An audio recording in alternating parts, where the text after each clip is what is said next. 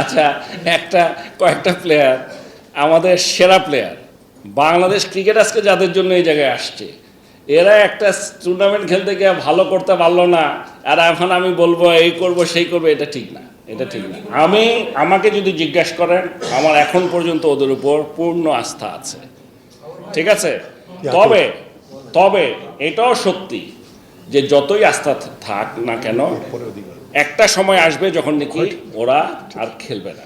এখন এটা একটা হতে পারে ওরা নিজেরা বলবে আমরা খেলবো না, একটা হতে পারে বোর্ড থেকে বলবে, বাট আমরা চাই একসাথে হোক। আমরা দুই বোর্ডের সাথে বসে উই প্ল্যান কে কখন যাচ্ছে, মোটামুটি আমার মনে হয় ওরকমই কিছু একটা হবে।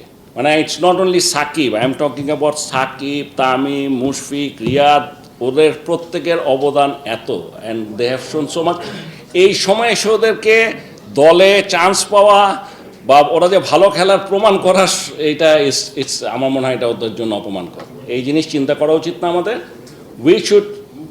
আমরা চাই ওরা ওদের সেরাটা খেলে অবসরে যাবে।